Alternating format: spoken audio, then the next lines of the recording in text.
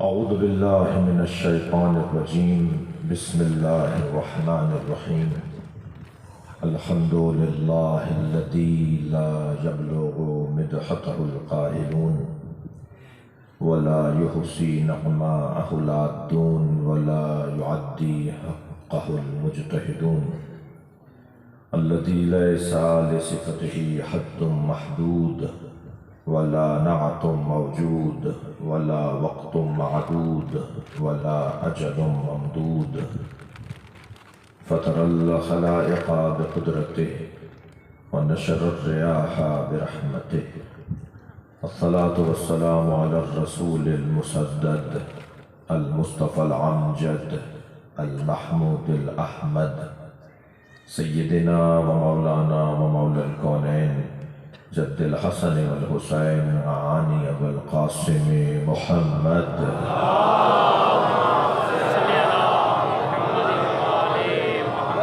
وآله الطيبين الطاهرين المعصومين الذين قال الله إنما يريد الله ليذهب عنكم الرجس أهل البيت ويطهركم تطهيرا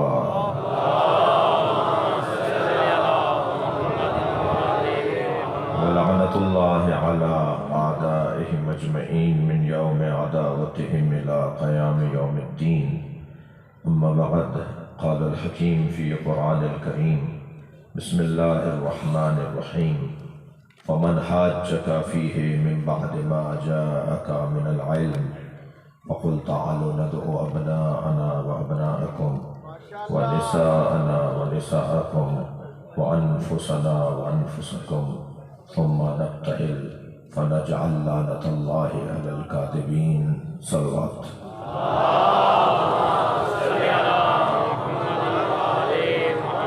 التماس کروں گا ایک سورہ فاتحہ 3 مرتبہ سورہ اخلاص حاضرین مجلس کے مرحومین خاص طور پہ مرحومین علامہ مولانا امجد علی جعفری خصوصاً ان کی ہمشیرہ مولانا کی جو کچھ عرصے پہلے کچھ مدت قبل رحلت فرما گئیں مرحومین سید آفتاب حسین رضوی والد محترم محمد ثقلین خان اور کوٹلی مولا کے تمام اہلیان رہنے والوں کے مرحومین اور خاص طور پر میں چاہوں گا کہ اس سورہ فاتحہ میں مفتی جعفر حسین قائد ملت جعفریہ رحمۃ اللہ علیہ کو شامل قرار دیتے ہوئے سورہ فاتحہ تلاوت فرمائیں۔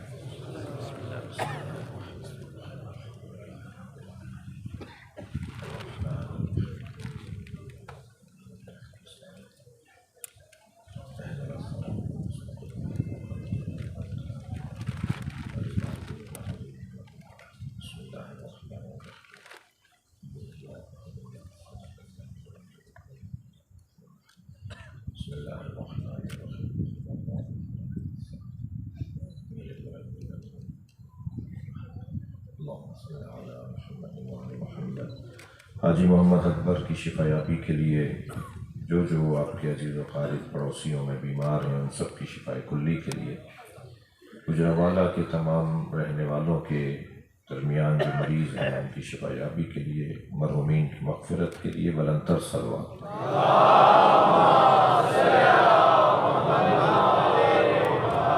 اس سے بہتر اور بلند صلوات۔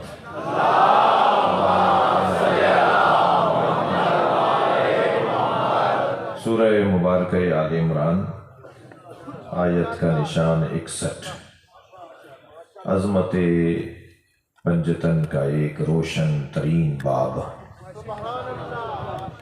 ویسے بھی اللہ نے طے کر رکھا ہے کہ جہاں رفعتیں ہیں جہاں فضیلتیں ہیں وہاں صدارت اہل بیت کی ہے۔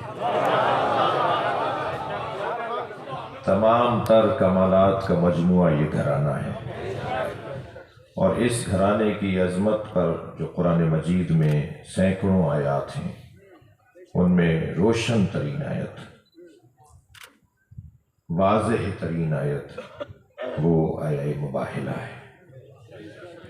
ارشاد ہو رہا ہے فَمَنْ حَاجَّكَ فِيهِ مِن بَعْدِ مَا جَاءَكَ مِنَ الْعِلْمِ، اے میرے حبیب، علم آ جانے کے بعد، دلیل آ جانے کے بعد اگر کوئی تسلیم نہ کرے اور زدم زدہ بحثم بحثی کرے، آپ کی بات کو نہ مانے جبکہ اس کے پاس دلیل بھی نہ ہو، تو میرے حبیب آپ کی طرف سے دلیل آ جانے کے بعد اگر کوئی تسلیم نہیں کر رہا تو آپ کہہ دیجئے کہ تعالو نہ دو ابناءنا و ابناءکم، ہم اپنے بیٹے لے آتے ہیں، تم اپنے بیٹے لے آؤ،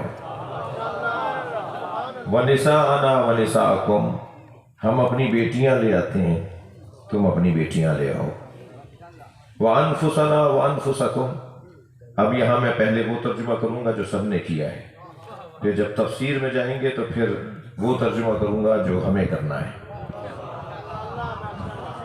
ہم اپنے نفس لاتے ہیں، تم اپنے نفس لاؤ، ثم نبتہل، پھر اس کے بعد ہم مباہلہ کریں گے، فنجعل لعنت اللہ علی الکاذبین، اور پھر ہم قرار دیں گے جھوٹوں پر اللہ کی لعنت۔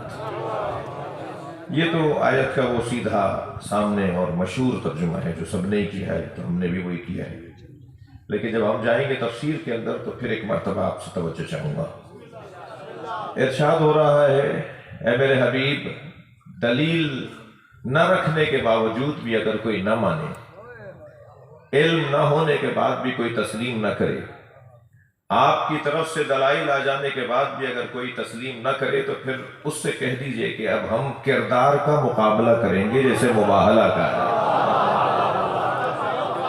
اچھا، کردار کا مقابلہ، مباہلہ، طے کریں گے کون صاحب کردار ہے، اور کس کو کون طے کر سکتا ہے کہ وہ صاحب کردار ہے، اس لیے کہ اعمال کا دار و مدار تو نیتوں پر ہے۔ الاعمال بالنیات، آپ کتنے بڑے عبادت گزار ہیں، وہ کتنا بڑا عزادار ہے، وہ کتنا بڑا خدمت گزار ہے، یہ کوئی طے نہیں کر سکتا۔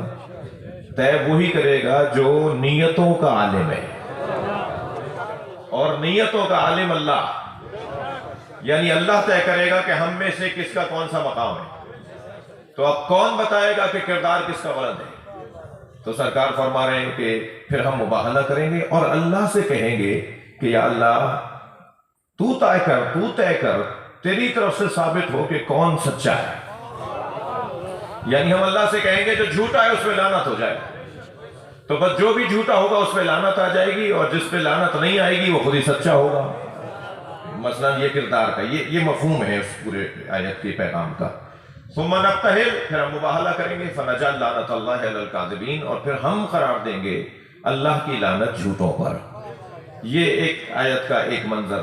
پھر ایک مرتبہ ترجمے کی طرف جائیے، فَقُلْ تَعَالُوا نَدْعُوا أَبْنَاءَنَا وَأَبْنَاءَكُمْ، ہم اپنے بیٹے لاتے ہیں، تم اپنے بیٹے لاؤ۔ ابناءکم و ابناءنا نہیں ہے، ابناءنا و ابناءکم ہے، یعنی نبی فرما رہے ہیں ہم اپنے بیٹے لاتے ہیں، تم اپنے بیٹے لے کر آؤ۔ کسی کے سچے ہونے کے لیے یہ بہت روشن بات ہے کہ وہ اپنی اولاد کو پیش کر دے۔ ہم اپنے بیٹے لاتے ہیں، پھر تم اپنے بیٹے لاؤ، یعنی پہل ہم کریں گے۔ جس نے بھی اپنے خاندان کو اپنے نظریے پہ قربان کیا ہے وہ نظریے میں سچا ہے، اور جس کا گھر والے ہی اس کا ساتھ نہیں دیتے وہ نظریے میں سچا نہیں ہے۔ سرکار اعلان کر رہے ہیں کہ میں اپنے گھر والوں کو پیش کر رہا ہوں، کسی اور کو نہیں، میرے گھر والے میرے نظریے پہ قائم ہیں۔ عزیزو، دور کے ڈھول سہانے، دور بیٹھ کر تعریفیں اور ہیں، گھر والے ساتھ دیں یہ کوئی اور بات ہے۔ سرکار کی نبوت پر یہ بہت روشن دلیل ہے کہ گھر والے ساتھ دے رہے ہیں۔ سب سے زیادہ رشتہ داروں میں جو مشکل رشتہ ہے وہ زوجہ کا رشتہ ہے۔ بڑے بڑے لوگوں کے زوجائیں انہیں بڑا ہونے ہی نہیں دیتی۔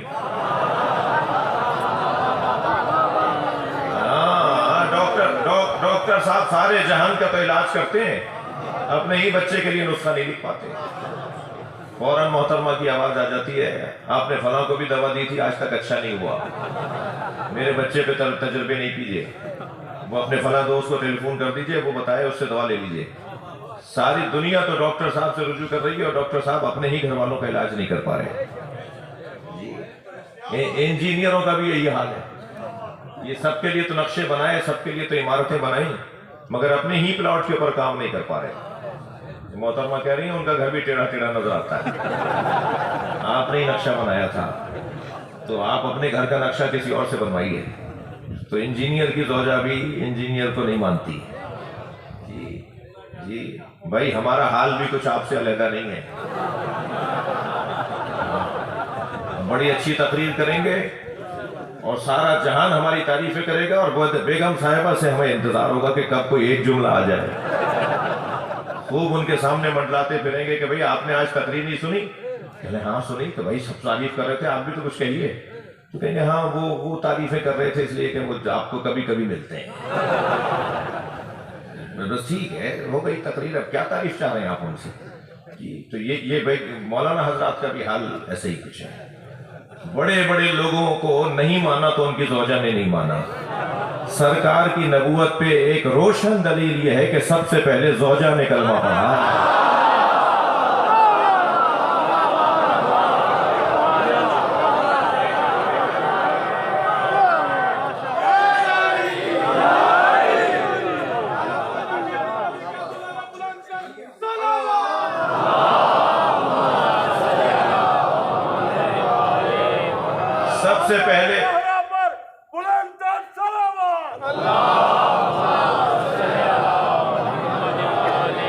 سب سے پہلے بھائی علی نے پیچھے نماز پڑھی ہے.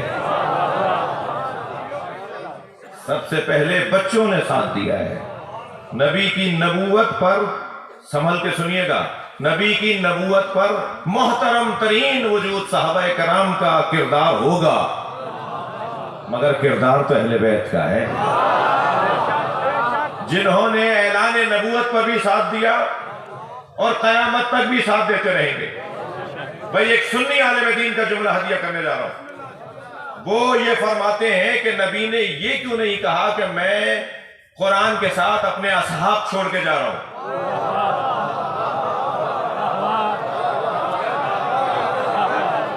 انی تارکن فیکم الثقلین کتاب اللہ و اصحابی کیوں نہیں کہا؟ میں دو بھاری چیزیں چھوڑے جا رہا ہوں, اللہ کی کتاب اور اپنے اصحاب. اس لیے کہ اصحاب 200 سال 300 سال بعد ختم ہو جائیں گے. نبی نے فرمایا میں کتاب کے ساتھ اہل بیت کو چھوڑ کے جا رہا ہوں جو قیامت تک کتاب کے ساتھ چلیں گے. لہذا سب کا احترام رہے, کسی کی کوئی بے احترامی کا ایجنڈا نہ ہو, لیکن اہل بیت ہیں. سرکار نے آخری حیات طیبہ کے آخری ایام میں فرمایا کسی کا حق اگر میری گردن پر ہو تو وہ مجھ سے مانگ لے. میں جا رہا ہوں دنیا سے, میری گردن پر کسی کا حق ہے تو وہ سے مانگے. ایک صحابی محترم نے آواز دے کر کہا یا رسول اللہ, آپ اپنے ناقے کو تازیہ نہ مار رہے تھے, چابک مار رہے تھے, وہ مجھے لگ گیا تھا. حضرت نے فرمایا مار لو. اب وہ تازیہ نہ اٹھا کے قریب آنے لگا تو صحابہ کرام کی دل کی دھڑکنیں بننے لگی. ایک دو نے آواز بھی دی تو سرکار نے فرمایا اسے کرنے تو یہ کرنا چاہے جو کرنا چاہے. قریب آ کر کہنے لگا اس وقت میں قمیص نہیں پہنے ہوئے تھا. تو حضرت نے اپنا کرتا اپنی پشت سے لوٹ دیا, فرمایا مار لو میری پشت پہ. میں نے بھی اپنا کرتا اتار دیا ہے. وہ تازیہ نہ لے کے قریب آنے لگا تو ایک مرتبہ ماحول تبدیل ہونے لگا. حضرت نے فرمایا کوئی پریشان نہ ہو, یہ جو چاہتا ہے اسے کرنے دو, نہ قربان جائے. پہلے تو یہ کہ نبی جانتے تھے کہ یہ بات صحیح نہیں کر رہا, جو صحیح نہیں کر رہا اسے بھی نہیں کہہ رہے کہ تم صحیح نہیں کہہ رہے. یہ ہے خلق مصطفیٰ. اسے بات تو کرنے دو, اسے بات تو کرنے دو. قریب آتا ہے, تازیہ نہ اٹھا کے سرکار کے قریب ترین پہنچ کر تازیہ نہ پھینکتا ہے, مہر نبوت کا بوسہ دیتا ہے اور کہتا ہے کیسا تازیہ نہ, کیسا بدلہ, مجھے تو مہر نبوت کا بوسہ دینا تھا. سمجھ لیا عزیزو, جوانوں, بچوں, یہی فرق ہے اصحاب میں اور اہل بیت میں. اصحاب کا کمال یہ ہے کہ وہ مہر نبوت کی زیارت کر لیں, اہل بیت کا کمال یہ ہے کہ دوش نبی پہ بیٹھ جائیں.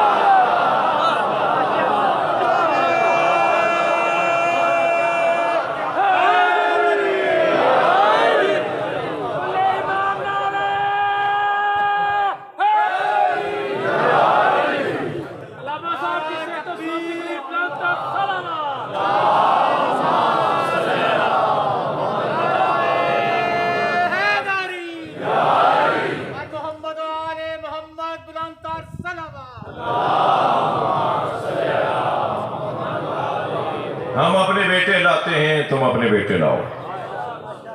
جی قرآن کی زبان میں حسنین نبی کے بیٹے ہیں.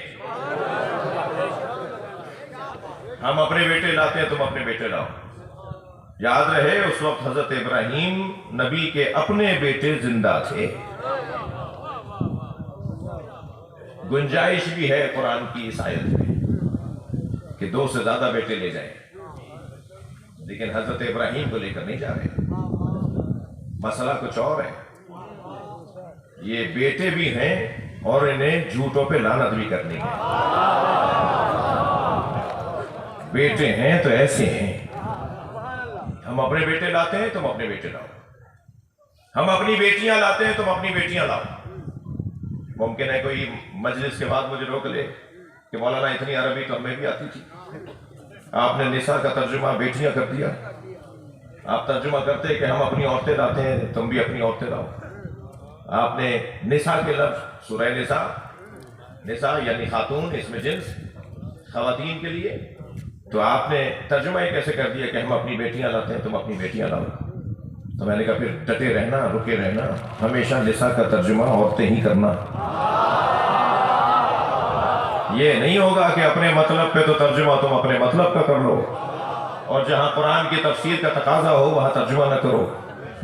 یا نساء النبی لستن کاحد من النساء، اے نبی کی زوجاؤں کیوں ترجمہ کر رہے ہو؟ ترجمہ کرو نا، اے نبی کی عورتوں. سارے مترجمین نے، سارے مفسرین نے یا نساء النبی لستن کاحد من النساء ان اتقیتن، اے نبی کی زوجاؤں تمام عورتوں کی طرح نہیں ہو. شرط یہ ہے کہ متقی رہنا. یہاں نساء النبی کو ہم ترجمہ کیوں کر رہے ہیں کہ اے نبی کی زوجاؤں؟ کیونکہ قرینہ موجود. اسی آیت کے اندر جو بعد والی آیت کا حصہ ہے وہ قرینہ بن رہا ہے کہ یہاں نبی کی زوجاؤں سے متعلق بات ہو رہی ہے. تھک تو نہیں رہے؟ چلیں ایک اور آیت پڑھ دیتا ہوں. یذبحون ابناءکم ویستحیون نساءکم. سب نے ترجمہ کیا وہ تمہارے بیٹوں کو ذبح کرتے ہیں اور تمہاری بیٹیوں کو چھوڑ دیتے ہیں. تو یہاں آپ نے نساء کا ترجمہ بیٹیاں کیوں کیا؟ جواب آئے گا کیونکہ نساء کا لفظ ابن کے ساتھ آیا ہے تو قرینہ موجود ہے کہ بیٹوں کو ذبح کرتے ہیں اور بیٹیوں کو چھوڑ دیتے ہیں. تو آپ قرینے کے مطابق ترجمہ کرتے ہیں نا، تو پھر ہم بھی تو یہی کہہ رہے ہیں کہ ہم اپنے بیٹے لاتے ہیں تم اپنی بیٹیاں، ہم اپنی بیٹیاں لاتے ہیں تم اپنی بیٹیاں لے کر آؤ. بیٹوں کے ساتھ نساء کا لفظ ہے تو اور جگہ پر بھی یہی قاعدہ ہے، تو یہاں بھی یہی قاعدہ ہے. تو نبی اپنی بیٹیوں کے لیے کتنی بڑی گنجائش چھوڑ کے جا رہے ہیں. مت پڑھیں اس بحث کے اندر کہ 4 تھیں یا 1 تھی. آپ تو ایک بات کر دیں کہ مباہلے میں کون آئی.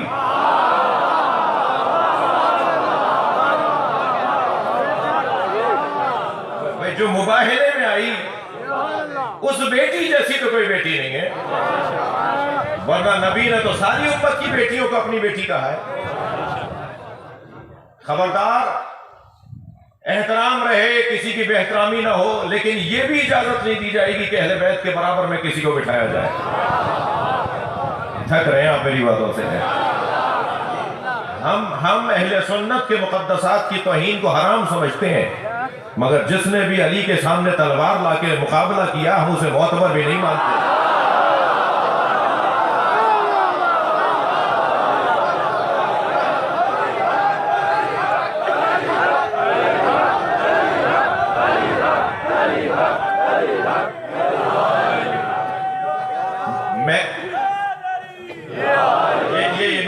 میرا عقیدہ نہیں ہے، مولا علی کی رہنمائی ہے. مولا علی نہج البلاغہ میں فرماتے ہیں خبردار لا یقاس بآل محمد احد من هذه الامہ، اس امت کے کسی فرد کو بھی آل محمد کے برابر میں نہ بٹھانا. مولا علی کا فرمان. اور اس کے بعد والا جملہ تو قربان جائے کیا تعبیر مولا نے ارشاد فرمائی ہے. کیف یسویٰ من جرت نعمتہم، وہ ان کے برابر کیسے ہو سکتے ہیں جو ان کے ٹکڑے کھاتے ہیں. یہ ساری کائنات جن کے طفیل میں کھا رہی ہے. ہم لینے والے ہیں ان کی وجہ سے ہمیں ملنے والا ہے۔ اللہ جن کے ذریعے اپنا رزق اتارتا ہے۔ جی میرے مولا سجاد فرماتے ہیں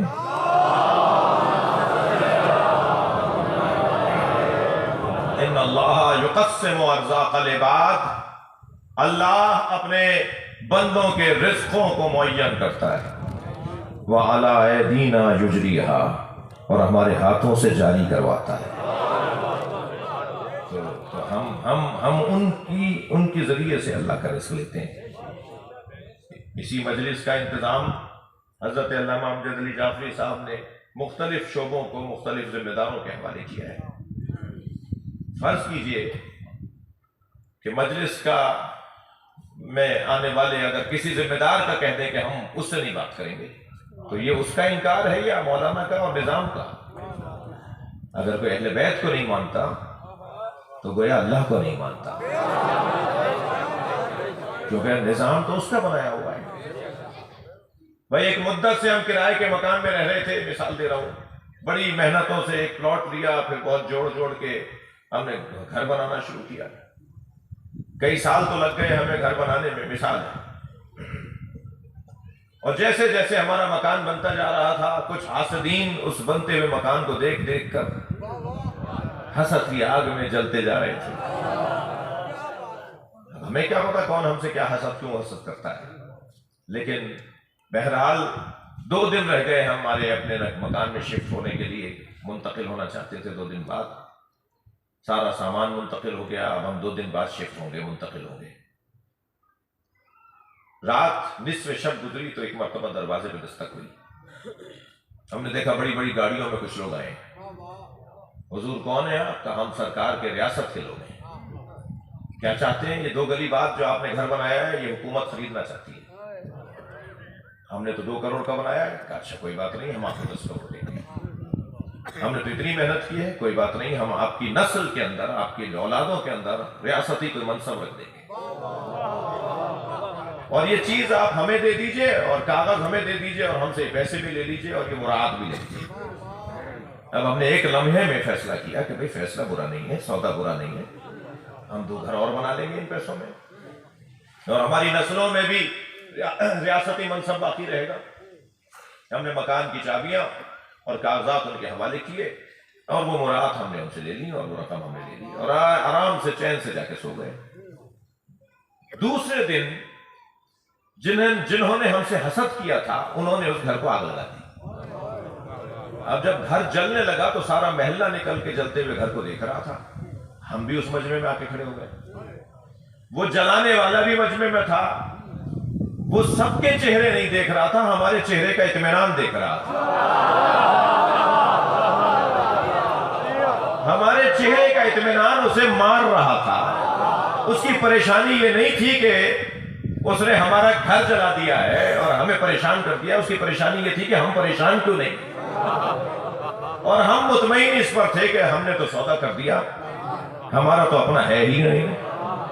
اب کسی کو اگر نہیں پتا کہ علی نے شب ہجرت اپنی جان بیچ دی ہے اور اس کے عوض اللہ سے مراعات لے لی ہے، اب جو بھی علی اور اولاد علی کا دشمن ہوگا وہ اللہ کا دشمن ہے۔ صلوات پڑھیں محمد و آل محمد۔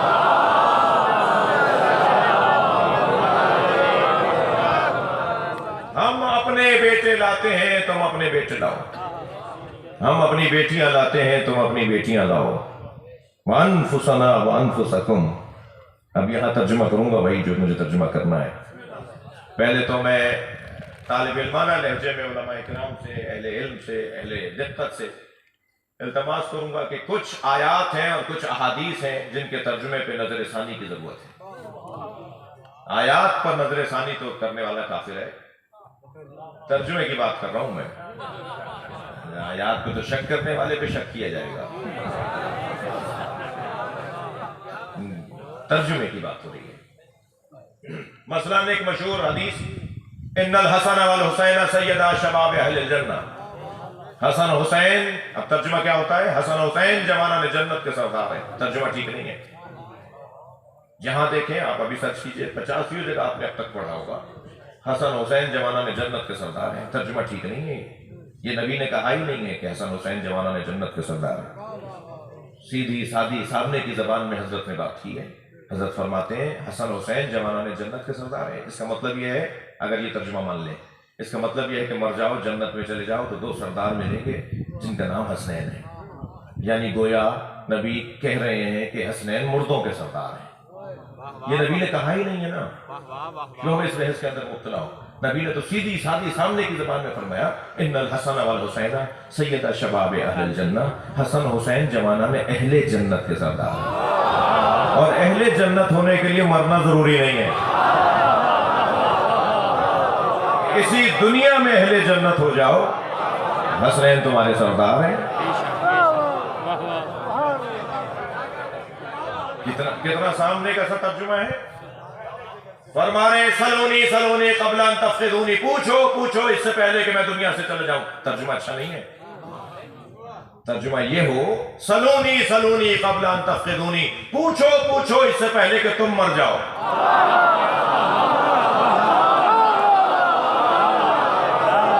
جو علی سے نہیں پوچھے گا مر جائے گا۔ یہ ترجمے کا یہ پہلو۔ اسی طرح وہ سورہ مبارکہ شورا کی 24ویں آیت جسے آیہ مودت کہا جاتا ہے، یہ ارشاد ہو رہا ہے قُلْ لَا أَسْأَلُكُمْ عَلَيْهِ أَجْرًا إِلَّا الْمَوَدَّةَ فِي الْقُرْبَى، اے میرے حبیب ان سے کہہ دو کہ مجھے تم سے رسالت کے عوض اپنی محنتوں کے عوض کچھ نہیں چاہیے، میں کچھ نہیں مانگ رہا سوائے یہ کہ میرے قرابت داروں سے محبت کا اظہار کرو۔ اب یہاں نقل صاحب فرماتے ہیں کہ یہ میرے قرابت داروں کا ترجمہ کہاں سے لے کر آئے؟ آیت میں تو نہیں ہے۔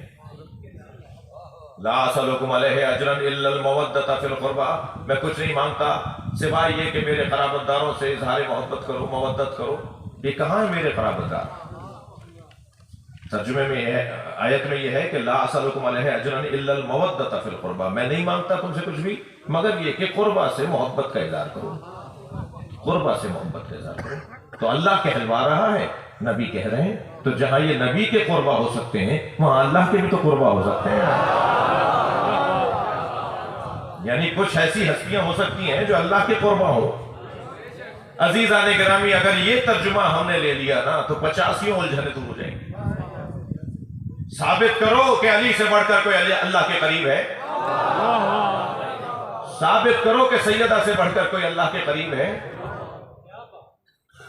صحابہ اکرام نے آ کر کہا یا رسول اللہ، روزانہ علی کے گھر سے صبح کے وقت میں سفید رنگ کا نور نکلتا ہے جو آسمانوں کو منور کرتا ہے،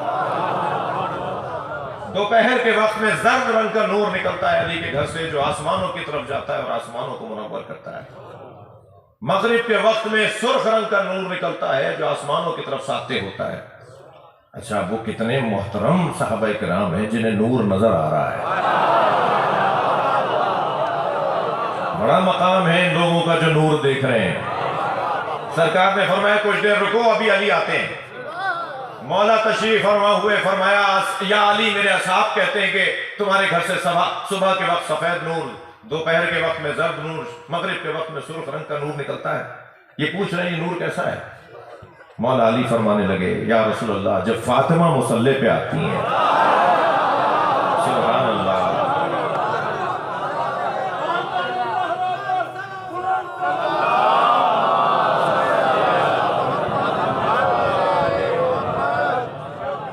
تو فاطمہ کے مصلی سے نور نکلتا ہے۔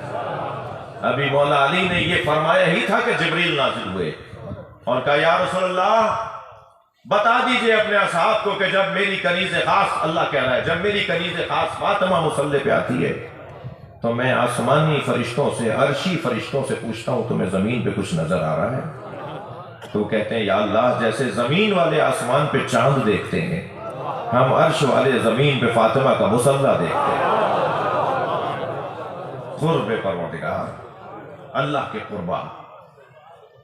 یہ اب اس آیت کریمہ میں جس کے لیے میں نے یہ چند مثالیں دے کر مقدمہ مضبوط کیا، ارشاد ہو رہا ہے تعالوا ندعو ابناءنا وابناءکم نساءنا ونساءکم وانفسنا وانفسکم، اب ترجمہ ہونا چاہیے کیا؟ ترجمہ کیا کیا ہے؟ ہم اپنے نفس لاتے ہیں، تم اپنے نفس لاؤ. لیکن ترجمہ ہونا کیا چاہیے؟ ہم اپنے جیسے لاتے ہیں، تم اپنے جیسے لاؤ. اب یہاں نبی اپنے جیسوں کا تذکرہ کر رہے ہیں. میدان مباہلہ میں نبی اپنے جیسے کے طور پر کسے لے کر گئے؟ امت کے ایک طبقے کو بڑا شوق ہے کہ کہیں کہ نبی ہم جیسے. ذرا اللہ سے بھی تو پوچھو کہ نبی جیسا کون ہے؟ جو نبی جیسا ہے اسے علی کہا جاتا ہے. الا لا نبی آبادی. فرق یہ ہے، مسئلہ فقط اتنا ہے کہ میرے بعد کوئی نبی آنے والا نہیں. تمام تر کمالات مولا کائنات میں وہی ہیں جو مولا نبی میں تھے. فرماتے ہیں جب وحی نازل ہوئی، مولا علی فرماتے ہیں نہج البلاغہ میں فرمان مولا کا، سمعت رنۃ حین نزل الوحی. جب نبی پر وحی نازل ہوئی تو میں نے چیخنے رونے کی آواز سنی. میں نے پوچھا یا رسول اللہ ما ھذہ الرنہ، یہ کون ہے جو رو رہا ہے، یہ کس کے رونے کی آواز ہے؟ فرمایا ھذا الشیطان، یا علی یہ شیطان ہے. جب مجھ میں وحی نازل ہوتی ہے تو شیطان روتا ہے. اور پھر یہ کہہ کر مولا علی کے چہرے کی طرف دیکھا اور فرمایا یا علی انت تسمع ما اسمع وترى ما ارى. یا علی جو میں سنتا ہوں وہ تم سنتے ہو، جو میں دیکھتا ہوں وہ تم دیکھتے ہو. فرق یہ ہے کہ بس تم نبی نہیں ہو. کمالات وہی نبی جیسا وجود. جی کیا حسن ہے جسے اللہ نے نبی جیسا بنایا. امت اسے تو نبی جیسا ماننے کو تیار نہیں ہے، اور بدبختی یہ ہے کہ نبی ہم جیسے ہیں. اچھا یہ تو بدقسمتی ہے نا. جب تم علی کو نہیں مانو گے تو پھر کیا کیا ماننا پڑے گا، وہ تمہاری قسمت ہے. یہ تو ہوگا نا پھر جب تم میرٹ کی بنیاد پر نہیں مانو گے تو پھر یہ تو بس پریشانیاں ہوں گی. مگر میرا دل کہہ رہا ہے کہ کچھ دیر اس نقطے کے اوپر رکوں کہ خبردار یہ بے حرمتیاں، یہ حتاکیاں، یہ توہین بند ہونی چاہیے جو نبی سے متعلق توہین ہے. جب نبی کی امت ہی نبی کو اپنے جیسا کہے گی تو تمہارا حال تو کیا ہے وہ تم سے زیادہ کون جانتا ہے. تو پھر جب تم اپنے آپ کو نبی جیسا اور نبی کو اپنے جیسا کہو گے تو پھر غیر مسلموں کو تو یہ مجال ملے گی نا، یہ موقع ملے گا، جرأت ملے گی کہ وہ توہین کریں، بے ادبیاں کریں، بدتمیزیاں کریں. پھر تمہاری ریلیاں نکالنے کا کیا فائدہ ہوگا، پھر تمہارے احتجاجوں کا کیا فائدہ ہوگا. لہذا تو پہلے تو اپنے بیانات کو ٹھیک کرو اور پھر اپنی کتابوں کی اصلاح کرو، پھر آئندہ ان چیزوں کے نہ دہرانے کا اعادہ کرو. لیکن یہاں تو قصہ ہی کچھ اور ہے. کیسے کوئی انہیں سمجھائے کہ بھائی نبی تو نبی ہیں، جو ایک جیسے ہیں وہ ایک جیسے نہیں ہیں. جنہیں اللہ نے ایک جیسا بنایا وہ ایک جیسے نہیں ہیں. اور یہ کس مزاج کے لوگ ہیں؟ ایک مثال سے میں اپنے بچوں پہ روشن کروں. اسلام نظام مساوات نہیں ہے، اسلام نظام عدل ہے. مساوات کا مزاج کچھ اور ہے، عدل کا مزاج کچھ اور ہے. عدل کا تقاضا تفریق ہے، مساوات کا تقاضا برابری ہے. اسلام یہ سن لیا ہم نے کہ اسلام مساوات کا پیغام دیتا ہے. کہاں دیتا ہے پیغام؟ کہاں دیا اسلام نے مساوات کا پیغام؟ مساوات کا پیغام تو بے عدالتی ہے. سوا سوا، برابر برابر کرنا، ایک جیسا کرنا، سب کو ایک جیسا ماننا، یہ بے عدالتی ہے. عدالت کا تقاضا ہے تفریق. جس کا جو مقام ہو اس کو اس مقام پہ رکھا جائے. بھائی تھوڑا گردن ہلا دیجیے گا، بات جا رہی ہے. تو اسلام کا تقاضا، اسلام کا پیغام عدل ہے اور عدل کا تقاضا تفریق ہے. مساوات، اسلام نظام میں مساوات نہیں لے کر آیا، سب برابر نہیں ہے. ہاں اگر کچھ ہے بھی اسلام میں مانوی اور روحانی اعتبار سے تو وہ مساوات نہیں ہے، مواسات ہے. مساوات اور ہے، مواسات اور ہے. میم سین علیحدہ ہے، میم واو سین علیحدہ ہے. مواسات مواسات یعنی خود کو کسی اور پر قربان کرنا، اسے مواسات کہا جاتا ہے۔ ایک گلاس پانی کا ہے جی، 2 لوگ پیاسے ہیں، تو جس کے ہاتھ میں پانی کا گلاس ہے وہ اسے پلا دے جو دوسرا پیاسا ہے اور خود پیاسا رہ جائے، اسے مواسات کہا جاتا ہے۔ تبھی مولا عباس کے القاب میں ایک لقب ہے المواسی۔ آپ زیارت نامہ دیکھیے دوبارہ جا کے، مولا عباس کے القاب میں سے ایک لقب ہے المواسی، جس نے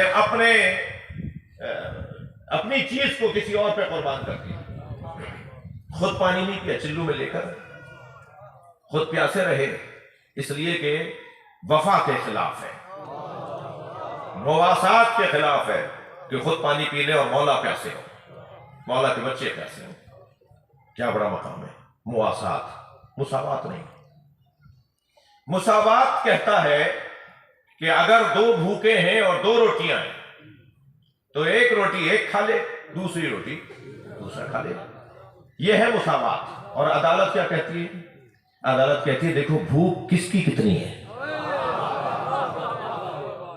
اگر ایک کی 1.5 روٹی کی بھوک ہے تو اسے 1.5 روٹی دو، ایک کی آدھی روٹی کی بھوک ہے تو آدھی روٹی کھائے، یہ ہے عدل۔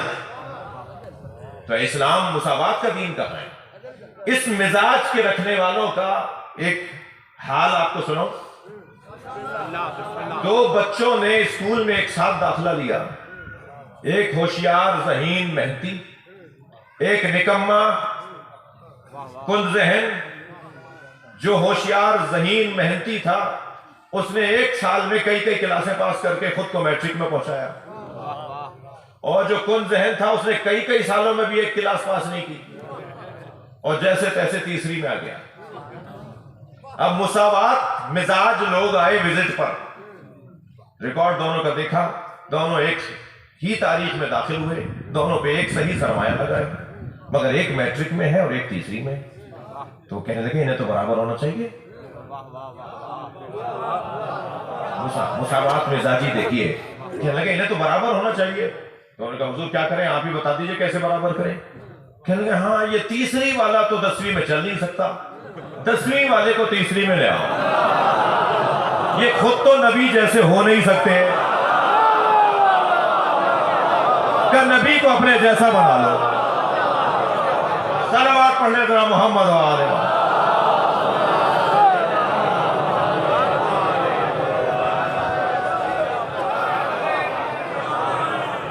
صلوات پڑھیں گے محمد و آل محمد۔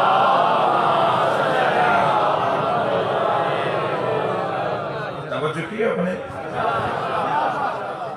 نبی جیسا اللہ نے مولا علی کو قرار دیا ہے، جی نبی جیسا مولا علی کو قرار دیا ہے۔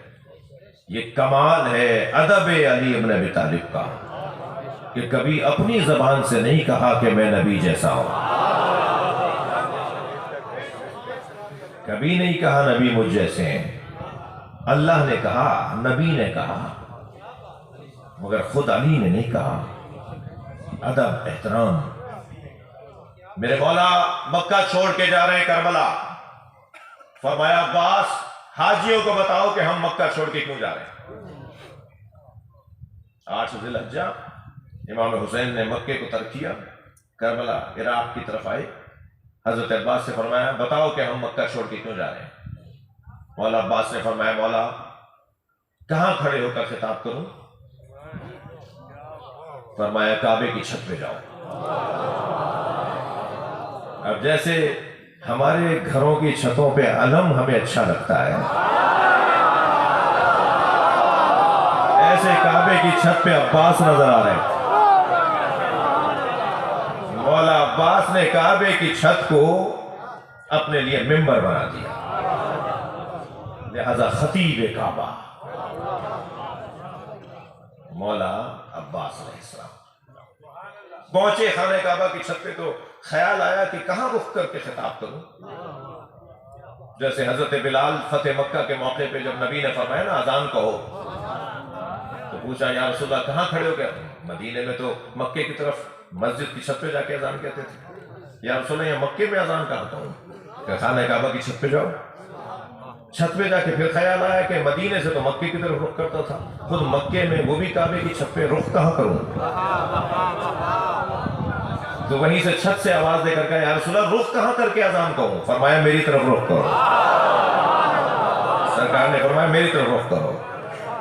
تو اب حضرت عباس خانہ کعبہ کی چھت پر ہیں، میں ادب بیان کر رہا ہوں اس گھرانے کا، اور چھت پہ کھڑے ہو کے حضرت عباس خطبہ دے رہے ہیں، رخ کر لیا مولا حسین کی طرف۔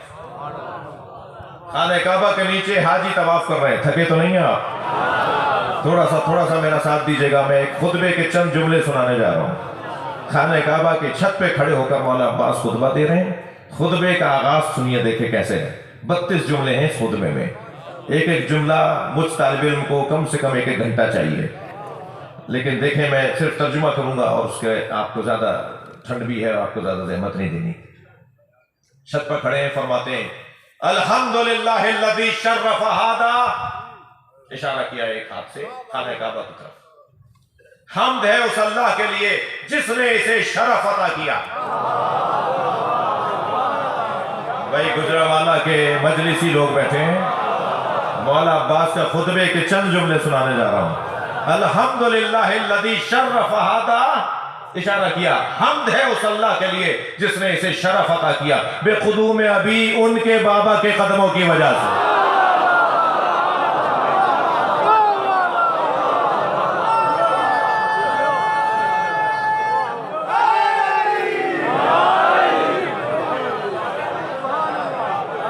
امام حسین کی طرف اشارہ کر کے کہہ رہے ہیں حمد ہے اس اللہ کے لیے جس نے اسے شرف عطا کیا ان کے بابا کے قدموں کی وجہ سے۔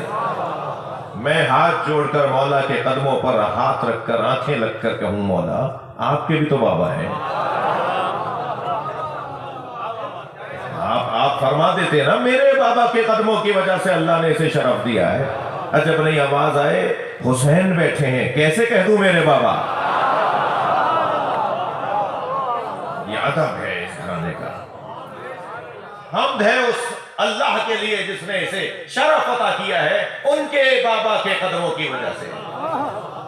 الذی بالامس بیتا سارا قبلتن، وہ کل تک اینٹوں پتھروں کا گھر تھا، علی کے قدموں کی وجہ سے قبلہ بنا ہے۔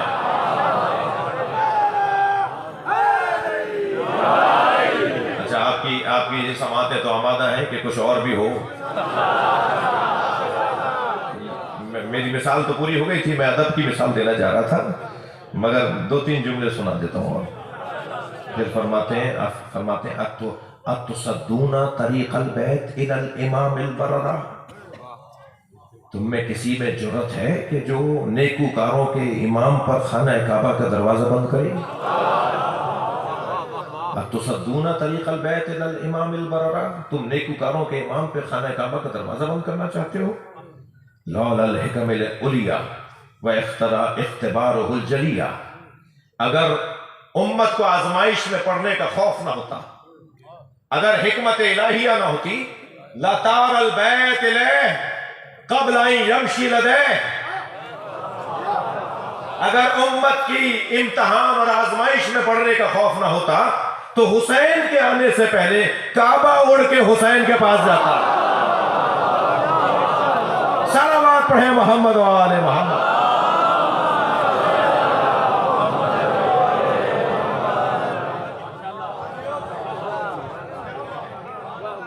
جسے نفس مصطفیٰ قرار دیا ہو اس علی نے کبھی نہیں کہا کہ نبی مجھ جیسے ہیں جی، مگر اللہ کہہ رہا ہے، نبی کہہ رہے ہیں۔ کتنا پیار ہے نبی کو علی سے اور علی کو نبی سے جی، کوئی دن نہیں گزرتا نبی کا بغیر علی کے، بغیر علی کے کھانا نہیں کھاتے، بغیر علی کے کہیں سفر نہیں کرتے، اگر بھیج دیتے ہیں کسی طویل سفر پر تو جب تک آ نہیں جاتے روزانہ علی کی بات کرتے ہیں اور دعا یہ کرتے ہیں یا اللہ میں اس دنیا سے نہ چلا جاؤں جب تک کہ علی کو نہ دیکھ لوں۔ وہ پیار، وہ محبت، وہ نبی کا علی سے تعلق جی، کون کہتا ہے کہ صرف غدیر میں اعلان کیا تھا؟ اگر اتنا ہی اہم مسئلہ تھا تو صرف غدیر میں اعلان کیوں کیا؟ جو بھی یہ بات کرتا ہے اس کا مطالعہ کم ہے۔ مجھ طالب علم سے اگر کوئی پوچھے کہ نبی نے ساری زندگی کیا کیا ہے اور کہا جائے 2 جملوں میں بتائیے کہ سرکار نے ساری زندگی کیا پہنچایا ہے، تو میں 2 جملوں میں ہی، میں طالب علم 2 جملوں میں ہی کہوں گا کہ نبی نے ساری زندگی یا اللہ سمجھایا یا علی سمجھایا۔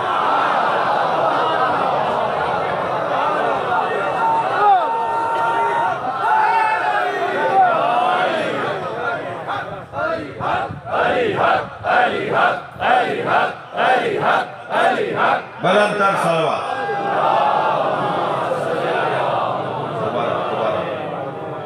دوبارہ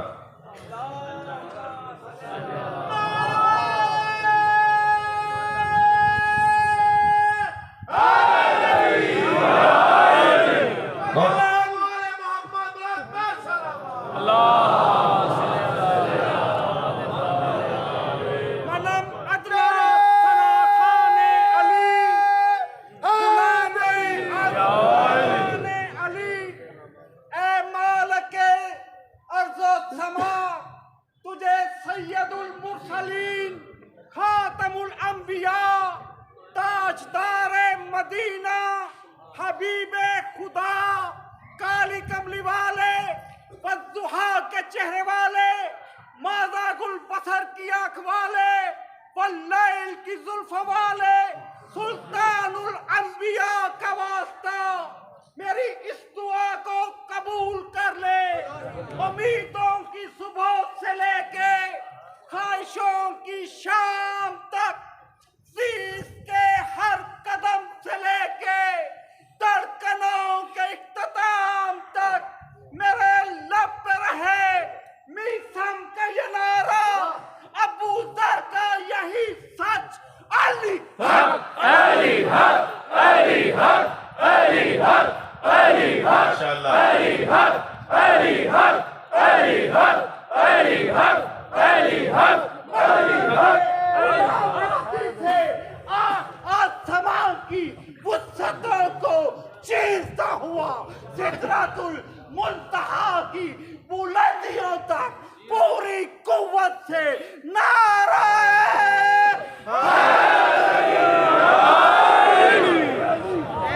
رب کا دین بچایا، اللہ کو اللہ سے دعایا، نانے دا آئین بچایا، کربل دے وچ کر دکھلایا، ہویا خدا بھی شکر گزار علی دیا لالا دا، سید لاجپالا دا۔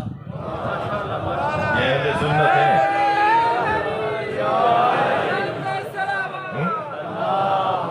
بلند تر صلوات۔ یہ بلند تر نہیں تھی، بلند تر صلوات۔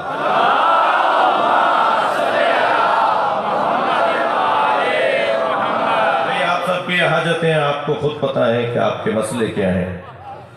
میرے حسین میاں کے لیے رزق اور عزت میں اضافے کے لیے بھی آپ سب کی خاص خاص حاجتوں کی برابری کے لیے بلند تر صلوات۔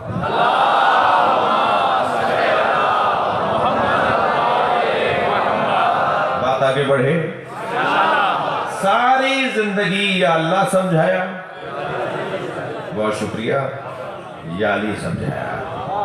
نبی کی تبلیغ کا خلاصہ ہے، نبی کی زندگی کا خلاصہ ہے، یا اللہ اللہ بولو یا علی علی بولو، اور یہ دونوں متقابلاً نہیں ہیں۔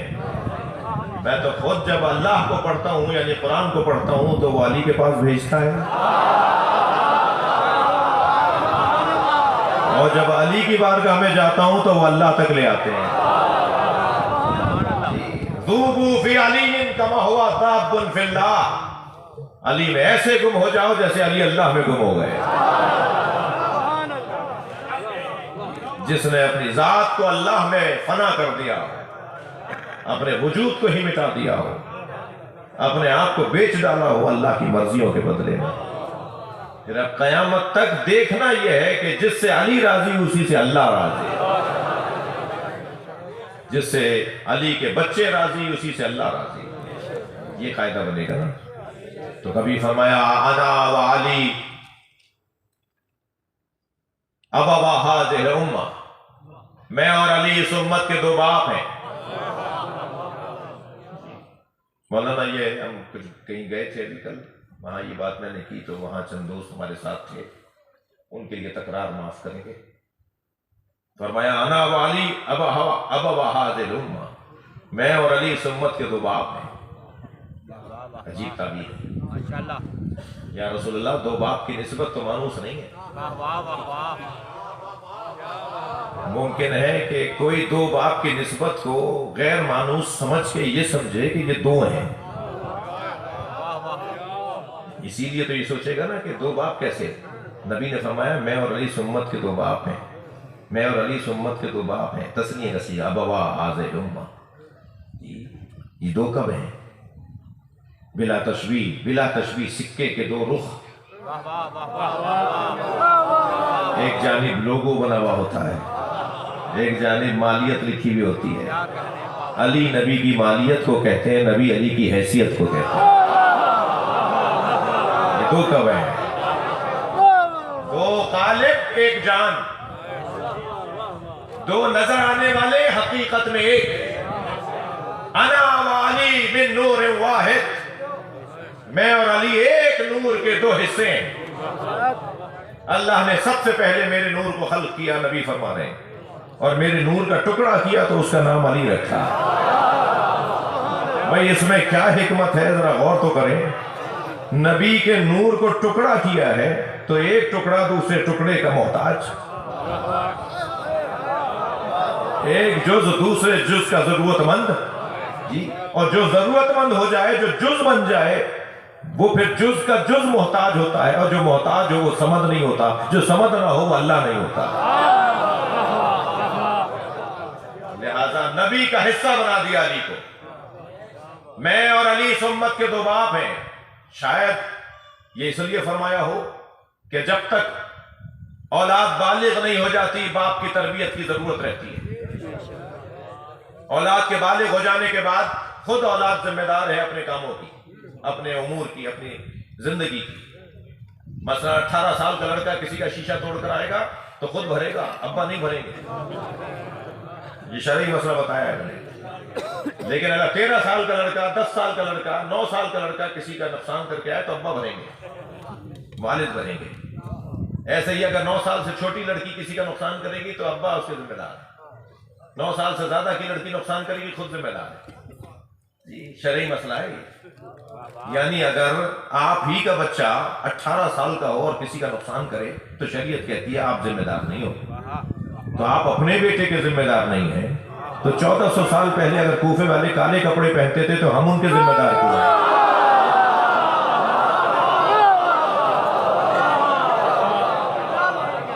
मैं तो कूफे वालों की औलाद नहीं हूं, मैं तो सैयद हूं। मैं हमारे बड़े तो मदीने से आए।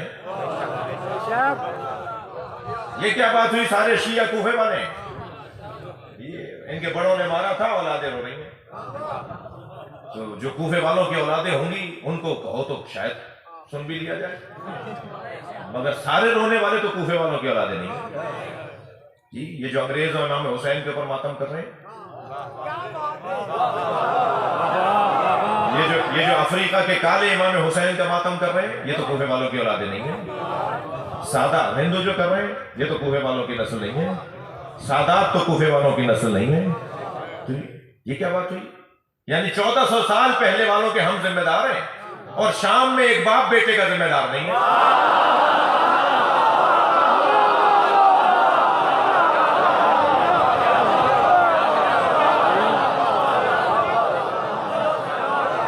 भाई अपने ही कायदे पे कायम रहो ना।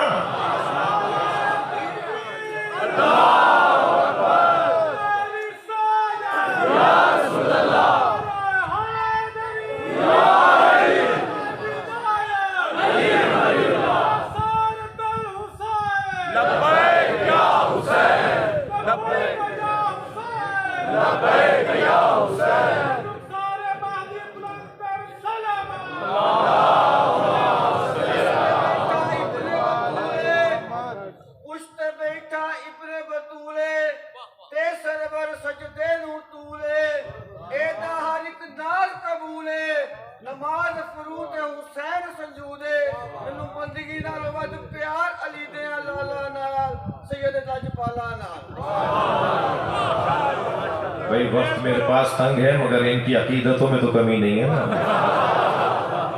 اس کو کیا کریں؟ وہ تو یہ اچھا مجلس بر صغیر ہندوستان پاکستان ہمارا جو کلچر ہے اپنا پاکستان کا، یہ عراق میں تو مجلس ہو نہیں رہی،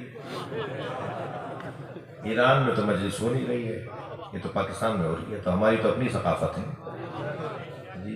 میں بعض اوقات دیکھ رہا ہوتا ہوں کوئی نعرہ لگا رہا ہوتا ہے تو کچھ گور کے اسے دیکھ رہے ہوتے ہیں، بھائی تم خود تو لگا نہیں رہے، دوسرے کو لگا کے دیکھ، دوسرے کو تو لگانے دو۔ صلوات پڑھ لیں محمد و آل محمد۔ ہماری اپنی ثقافت ہے نا بھائی، ہم جس ماحول میں رہتے ہیں ہمارا اپنا انداز ہے۔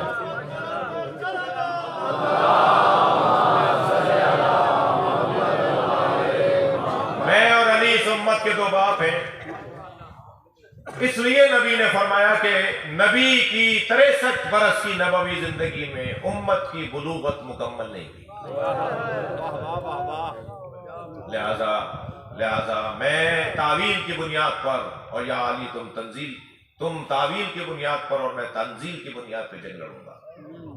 علی مولا کے زمانے میں شعور بہتر ہوا، بڑھتا چلا گیا، پہچاننے کا موقع ملا، عادتیں سمجھ میں آئیں، مزاجوں سے آشنائی ہوئی، امت کا شعور بڑھنا شروع ہوا جی۔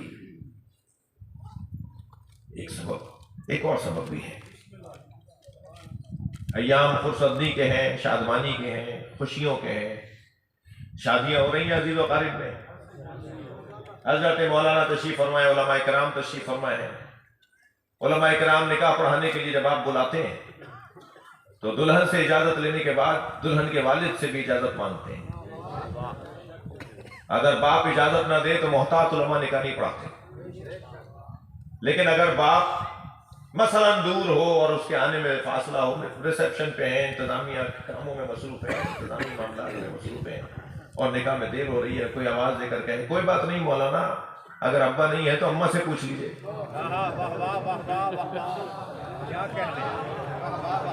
ماں کے قدموں کے نیچے جنت ہے مگر ماں ولی نہیں ہے۔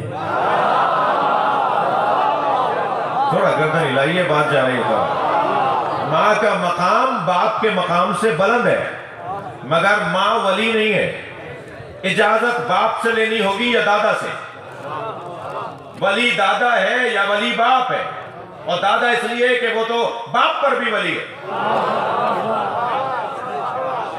باپ اگر ولی ہے اور دادا زندہ ہے تو دادا تو باپ پر بھی ولی ہے، پوتی پر بھی ولی ہے، تو باپ اور دادا یہ ولی ہے، ماں کا مقام بلند ہے۔ نبی نے فرمایا میں اور علی اس امت کے دو باپ ہیں، شاید پیغام یہ دینا چاہا کہ اگر کسی میدان میں کوئی ماں اس باپ کے مقابلے میں آ جائے،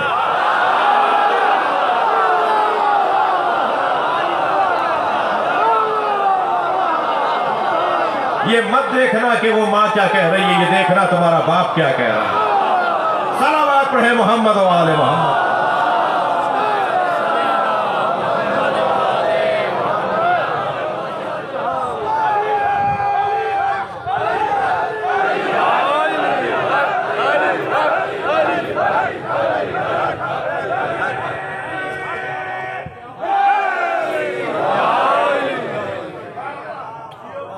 مثل علی کمثل الکعبہ۔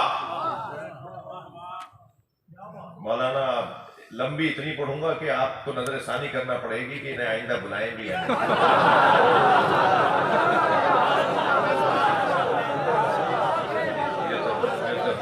بیٹھ کے بھول جاتے ہیں کہ اترنا بھی ہوتا ہے۔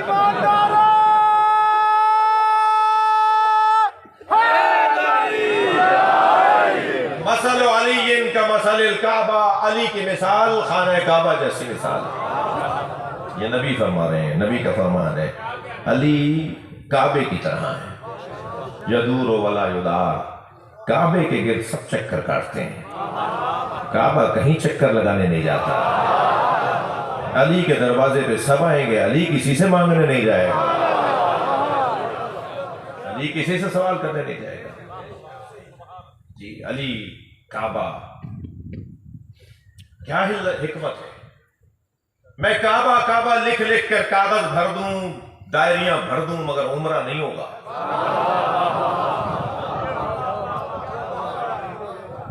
کعبہ کعبہ پکار پکار کے گلا خشک کر لوں مگر عمرہ نہیں ہوگا.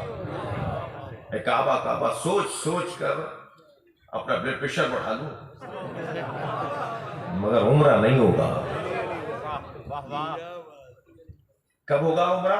جب کعبے کو جا کے دیکھوں گا،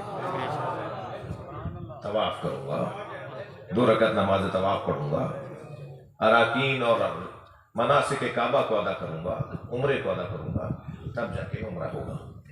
یعنی لکھنے سے عمرہ نہیں ہوگا، سوچنے سے عمرہ نہیں ہوگا، پڑھنے سے بولنے سے عمرہ نہیں ہوگا، جانا پڑے گا.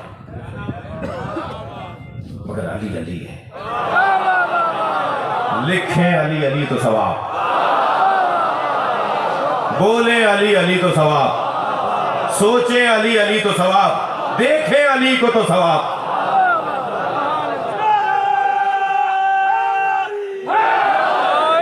مثل علی کمثل الکعبہ.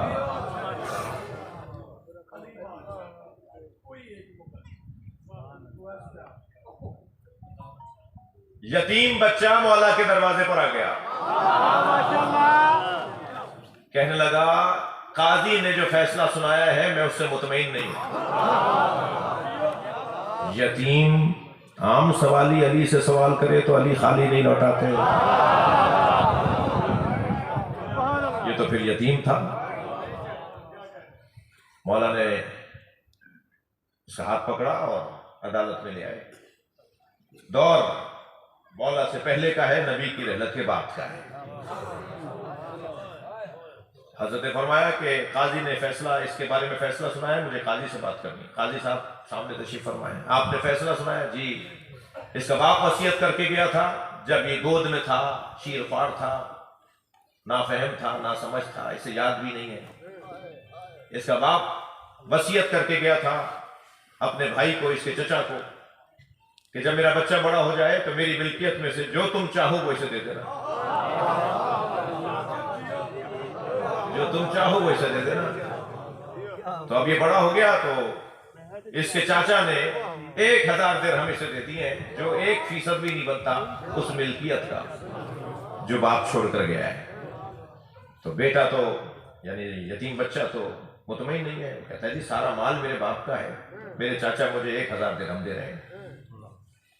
تو مولا نے فرمایا کہ فیصلہ صحیح کیجئے. انہوں نے کہا جی یہی فیصلہ ہے، وصیت نامہ ہے، لکھا ہوا ہے کہ جو یہ چاہے وہ دے دے. تو جو چاہ رہا تھا دے دیا. مولا نے فرمایا نہیں، جو یہ رکھ رہا ہے وہ چاہتا ہے، لہذا جو یہ رکھ رہا ہے وہ یتیم بچے کو دے دے، یہ صحیح فیصلہ ہے. وکیل حضرات بیٹھے ہوئے ہیں نا مجلس میں، صلوات پڑھ لیں ذرا محمد و آل محمد.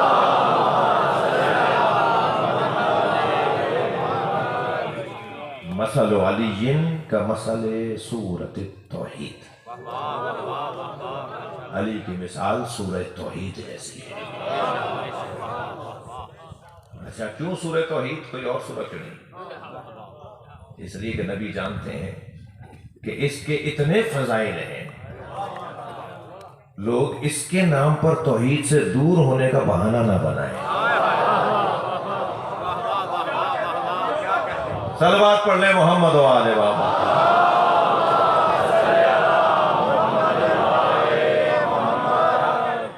مثل علی کمثل القمر. ایک تو حدیث سن لیجیے پہلے. علی کی مثال چاند جیسی ہے. اذا طلع اضاءت الظلم. جب چاند چمکنے لگتا ہے تو ظلمتیں بھاگنے لگتی ہیں. جہاں علی کا ذکر ہو، علی کی تعلیم ہو، وہاں اندھیرے چھٹنے لگتے ہیں، نور پھیلنے لگتا ہے. اس وقت آپ بھی اپنی کیفیت دیکھ رہے ہیں نا.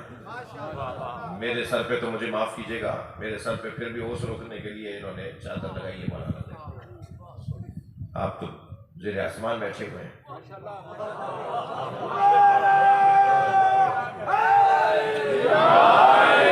جی اوس لگ رہی ہے، آپ کو ٹھنڈ لگ رہی ہے، مگر کسی کو احساس بھی نہیں ہو رہا نا. میں اپنے حصے کی تو معذرت آپ سے کر رہا ہوں، لیکن آپ کو نہیں ہو رہا نا اس بات کا.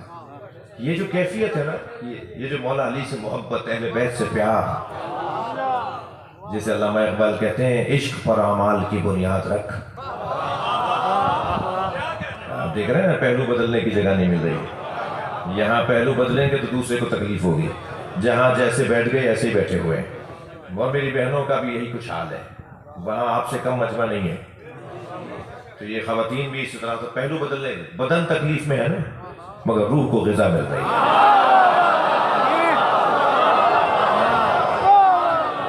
جی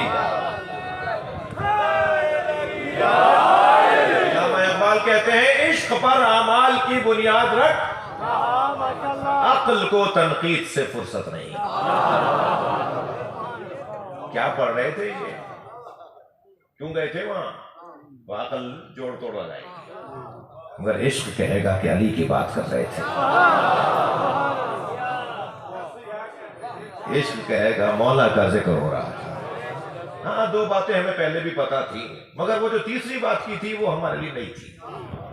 دوسرا کہے گا نہیں، وہ تیسری تو میں نے پہلے سنی بھی تھی، اس کے بعد والی میرے لیے نہیں تھی.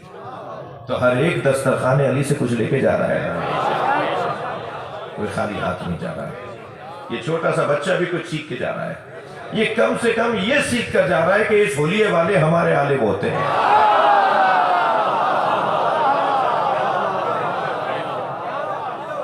اور وہ جو ڈاکٹر صاحب بیٹھے ہیں، وہ جو قانوندان تشریف فرما ہیں، وہ جو انتظامیہ کے بڑے عہدے پر فائز، منصب پر فائز شخصیت تشریف فرما ہیں، وہ جو زمیندار بیٹھے ہوئے ہیں، وہ جو ڈاکٹر بیٹھے ہوئے ہیں، وہ بھی اپنے اپنے مطلب کی بات لے کے جا رہے ہیں. میں غلام محمد مہر میڈیکل کالج سکھر کے اندر ڈاکٹروں سے خطاب کرنے گیا. اب سوچ رہا تھا کہ میں مولوی، یہ ڈاکٹر، میں کیا ان سے بات کروں. تو بہت سوچا تو فوراً مولا علی نے خیال ڈالا کہ جو ہم نے باڈی سے متعلق کہا ہے وہی سنا دو. ڈاکٹروں کا تو موضوع باڈی ہے نا، بدن ہے. ڈاکٹر بدن سے متعلق گفتگو کرتا ہے. تو جو آئمہ اہل بیت نے مولا علی نے بدن سے متعلق فرمایا ہے وہ ہم نے سوچنا شروع کیا، یادداشت کرنا شروع کی، جو ہمارے حافظے میں تھا. تقریر تیار کی اور جا کے مولا علی کے وہ قول جو بدن سے متعلق ہیں وہ سنا دیے. جی کوئی 40% ہندو ڈاکٹر بھی تھے، کوئی شاید 5% عیسائی ڈاکٹر بھی تھے، اور اسی طرح پھر مسلمان تھے، اور اکثریت غیر شیعوں کی تھی. جی اور ہم نے مولا کا قول اعجبوا لہذا الانسان، مجھے انسان کی خلقت پہ تعجب ہے. مولا علی نہج البلاغہ میں اعجبوا لہذا الانسان، مجھے اس انسان کی خلقت پہ تعجب ہے کہ اللہ نے کیا شاہکار بنایا ہے. یتکلم بلحم، یہ گوشت کے لوتھڑے سے بولتا ہے. ینظر بشحم، یہ چربی سے دیکھتا ہے. یسمع بعظم، یہ ہڈیوں سے سنتا ہے. یتنفس بخرم، یہ سوراخوں سے سونگھتا ہے. اب اس قول کی ہم نے تھوڑی سی تشریح کی. آپ یقین جانیے، زیادہ بات کروں گا تو مبالغہ نہ ہو جائے، لیکن یقین جانیے محفل کے بعد، سیمینار کے بعد ہندو ڈاکٹروں میں سے کچھ ڈاکٹر جمع ہو کر آئے، یعنی غیر مسلم ڈاکٹر، اور کہنے لگے یہ قول کہاں لکھا ہوا ہے؟ میں نے کہا جی نہج البلاغہ میں. کہنے لگے نہج البلاغہ کب لکھی گئی ہے؟ میں نے کہا کلام تو مولا علی کا ہے، مگر اسے جمع کیا تھا 1000 سال پہلے، یعنی 1000 سال پہلے سید رضی نے اس کتاب کو جمع کیا تھا. مولا کے خطبوں کو، اقوال کو ایک کتاب کی شکل میں ڈالا تھا. تو 1000 سال پرانی کتاب ہے مولا علی کی، مولا کے کلام کا مجموعہ ہے. یہ 1000 سال پرانی کتاب میں لکھا ہوا ہے. تو ایک ہندو کہنے لگا اگر آپ ہمیں اس کتاب میں یہ دکھا دیں تو ہم آج ہی علی والے ہونے کو تیار ہیں.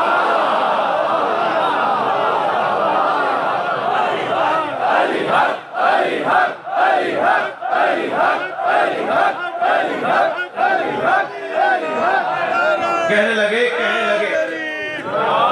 لگے وہ اس لیے ہم مولا علی کے مرید ہونے کو تیار ہیں کہ اس فرمان میں علی مولا نے، آپ جنہیں علی مولا کہہ رہے ہیں، حضرت علی نے جو فرمایا ہے وہ وہی فرما سکتا ہے جو باڈی کے اندر کے حالات کو جانتا ہو.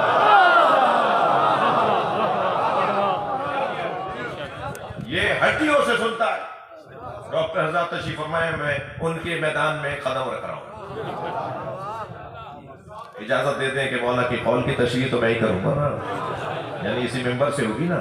مولا فرما رہے ہیں یہ ہڈیوں سے سنتا ہے، یہ جو کان میرے اور آپ کے ہمیں نظر آ رہے ہیں نا، ہم ان سے نہیں سنتے. یہ جو کان ہمارے نظر آ رہے ہیں ہم ان سے نہیں سنتے. اس کان کا کام کچھ اور ہے. اس کے بہت سارے کاموں میں ایک ہمارے بدن کے بیلنس کو برقرار کرنا بھی ہے. اگر ایک کان کٹ جائے خدا نخواستہ تو یہ بندہ ٹیڑھا ٹیڑھا چلے گا. یہ دو کان دو پیروں کا کام بھی کر رہے ہیں. جی، دو پیروں کی سواری کہیں دیکھی ہے آپ نے؟ سائیکل کو بھی اسٹینڈ لگانا پڑتا ہے. دو پیروں کی سواری بغیر تیسرے سہارے کے دو پیر نہیں چلتے. کیا بنایا اللہ جی؟ دو پیروں پہ چلتا ہے. یہ کھڑا ہو جاتا ہے دو پیروں پہ. کھڑا کر کے دکھائیے دو پیروں پہ سائیکل کو، موٹر سائیکل کو. اسٹینڈ لگانا پڑے گا آپ کو، خود سہارا دینا پڑے گا آپ کو. کبھی بھی دو پیروں کے اوپر کوئی سواری نہیں. یہ کیسے چل رہی ہے سواری؟ ہمارا بدن کیسے دو پیروں پہ چل رہا ہے؟ یہ دو پیروں پہ چلنا تو ان دو پیروں کا کام ہے، ان دو کانوں کا کام بیلنس کرنا ہے. یہ ظاہری کانوں کا ایک کام یہ ہے، لیکن ہم سنتے کس چیز سے ہیں؟ ہمارے کان کے اندر 3 ہڈیاں ہیں جو آپس میں تیزی سے بج رہی ہیں. میں بول رہا ہوں اتنی تیزی سے آپ کیا بج رہی ہیں؟ آپ سبحان اللہ اور نعرہ لگا رہے ہیں، میرے کان کی ہڈیاں بج رہی ہیں. وہ 3 ہڈیاں آپس میں ٹکراتی ہیں تب جا کے ہم سنتے ہیں. 1400 سال پہلے علی نے کہا ہے کہ ہڈیوں سے سنتا ہے.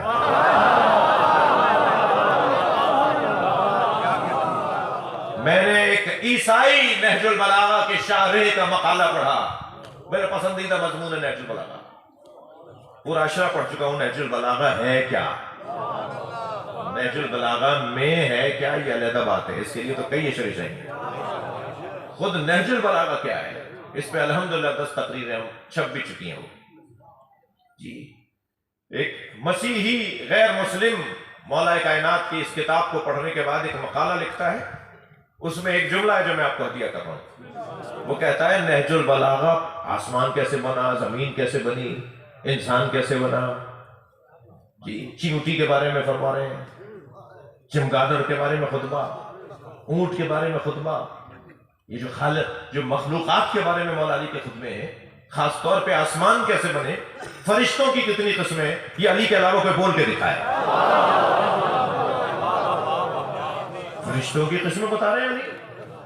جی، وہ کہتا ہے کہ میں نے نہج البلاغہ کو بار بار پڑھ کر ایک ہی مطلب سمجھا ہے، یہ ساری کائنات اس کے سامنے بنی ہے.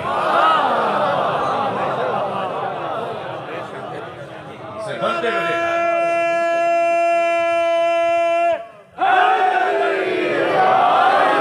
بس بہت دیر ہو گئی، میں اس سے زیادہ نہیں آپ کو تکلیف دوں گا. تو یہ اندر کے حالات. اچھا، مولا فرما رہے چربی سے دیکھتا ہے. یہ جو ہماری آنکھ ہے، یہ جو پتلی ہے، اس کے درمیان میں ایک ڈاٹ ہے. ہم اس سے تھوڑی دیکھتے ہیں. اس ڈاٹ کے پیچھے ایک چربی ہے. جی، یہ جو سم سم کی بال کی طرح ایک پتلی ہے، پتلی کے بیچ میں ڈاٹ ہے، ڈاٹ کے پیچھے چربی ہے، جس چربی سے ہم دیکھتے ہیں. علی فرما رہے ہیں یہ چربی سے دیکھتا ہے. بولے کوئی علی کی طرح. اگر علی کے دیکھا دیکھی کسی نے بولنا چاہا بھی نا تو نبھانا مشکل ہو جائے گا. میں زمین کے رستوں سے زیادہ آسمان کے رستے جانتا ہوں. کوئی بول کے دکھائے. یہ ہے وہ ذکر کہ جس میں تمامیت نہیں ہے. کہاں تک جائے گی بات یہاں تک جائے گی کہ ہماری محبتوں میں اضافہ ہوگا. یقین جانیے میرے بچوں جوانوں، ہمارے پاس سب سے بڑا سرمایہ حب علی ہے. یہ ہمیں اس دنیا میں مطمئن رکھتی ہے. کمزوریاں صرف نام علی سے دور ہو جاتی ہیں. کنجوسی ایک کمزوری ہے، علی علی بولنے سے سخی ہو جاتا ہے. بزدلی ایک کمزوری ہے، مولا علی کا نعرہ لگانے سے شجاعت آتی ہے.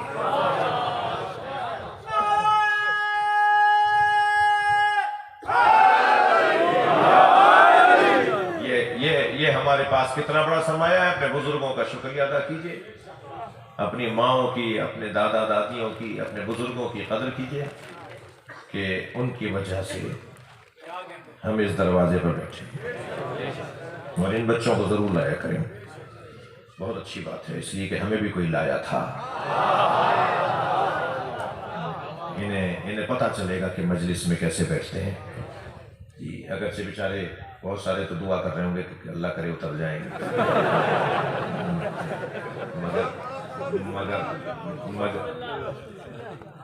مگر یہ کہ ان کا لانا مجلس میں ان کی تربیت کا حصہ ہے۔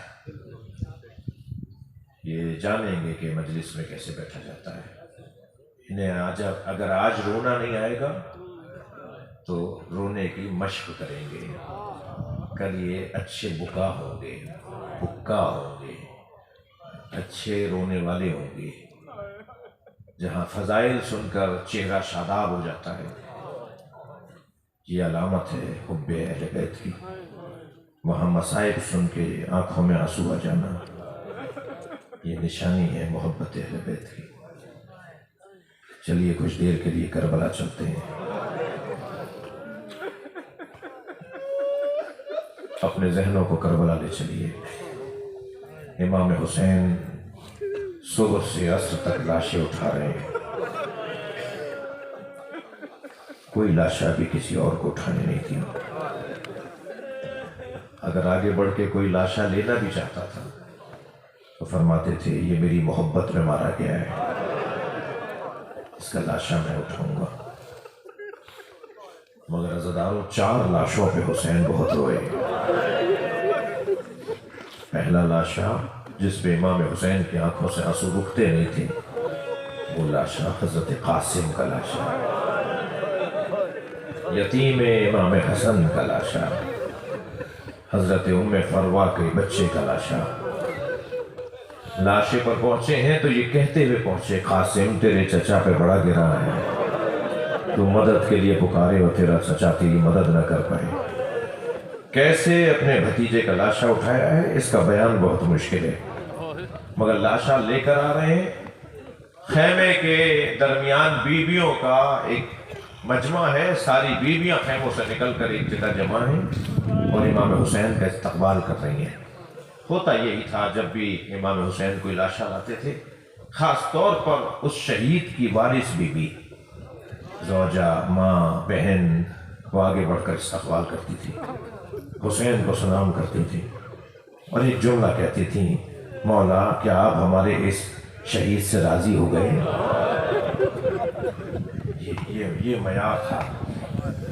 جب حضرت قاسم کا لاشا لا رہے تھے نا عزادارو، تو امام نے غور سے دیکھا تو بچے کی ماں نظر نہیں آئی، حضرت قاسم کی والدہ گرامی نظر نہیں آئی، تو تعجب سے جناب زینب سے کہا، بہن بھابھی ام فروا کہاں ہے؟ تو ایک اور بیوی کی آواز آئی، جب قاسم کی شہادت کی خبر آئی تھی تو ام فروا پشت خیمہ پہ چلی گئی تھی۔ اب جناب زینب نے وہاں جا کے دیکھا تو کیا دیکھا؟ پیشانی سجدے میں ہے اور ایک تسبیح پڑھ رہی ہیں بی بی ام فروا، شکرن شکرا حقا حقا، یا اللہ تیرا شکر ہے تو نے میری قربانی قبول کر لی۔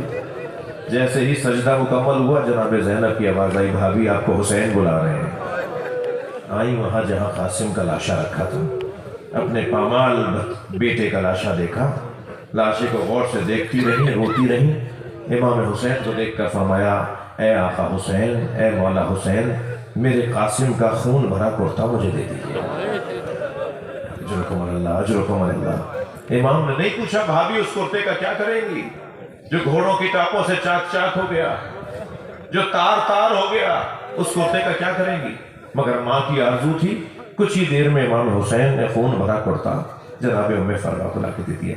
بیوی نے اسے اپنے خیمے میں لے جا کے رکھ دیا۔ عصر عاشور خیمے لٹے۔ 11 محرم کو لٹا ہوا قافلہ کوفے گیا، کوفے سے شام گیا، شام میں اسیر رہا، اسیرے سے رہائی ملی تو تبرکات واپس آئے، اور جب تبرکات واپس آئے تو ہر ایک بیوی نے اپنی اپنی گٹھڑی اٹھائی ہوئی تھی۔ جناب ام فروا نے بھی اپنی گٹھڑی سینے سے لگائی ہوئی تھی۔ قافلہ شام سے کربلا گیا، کربلا سے مدینہ پہنچا۔ جب مدینہ پہنچی نا تو بار بار کہنے لگی، میرا اونٹ جنت البقیع لے جاؤ، میرا اونٹ جنت البقیع لے جاؤ، مجھے جلدی جنت البقیع پہنچاؤ۔